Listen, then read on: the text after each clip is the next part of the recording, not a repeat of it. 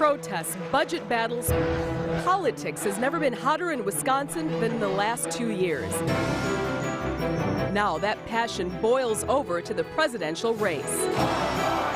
And for the first time, a politician from our state has a place on the ballot.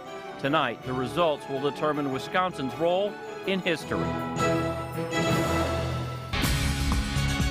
Welcome to Election Night on Fox 6. The polls in Wisconsin have been closed for 2 hours now. We are monitoring state and local races. We're going to begin with the big one, of course, the presidential election. Fox News called Wisconsin for President Obama early on. Here's a look at the Electoral College map. Actually, looking at the U.S. Senate race there. And we can tell you that Fox News has called both the U.S. Senate race and the state race for the president for the Democrats, Tammy Baldwin. But there are the raw numbers right now with 34% reporting. And here are the Electoral College numbers right now.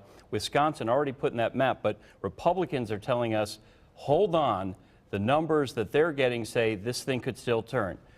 Is that optimism on part of the Republicans? We don't know, but that's what we're getting from sources in our newsroom. That's right. And with 37% of the precincts reporting right now, we see President Barack Obama with a 50% vote over Mitt Romney, slightly over Mitt Romney with 49% of the vote. That is just how close this race is. Again, 39% of the precincts reporting, those numbers changing very quickly. Let's go around the horn. Fox 6 is live with both presidential campaigns tonight. Mike Lowe with the President Obama camp in Chicago.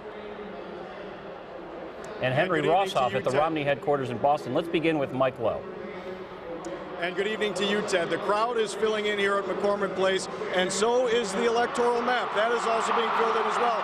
You can see the crowd here, just a sea of people in Chicago, and this crowd has gone from a mood of excited anticipation to periodically being punctured by these eruptions when these states are called in the President Obama column.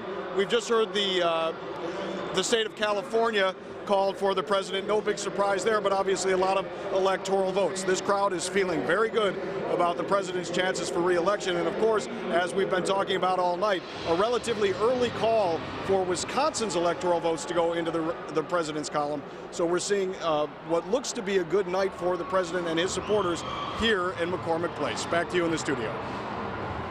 All right, Mike, thank you. A large crowd there. We'll check in with you a little bit later.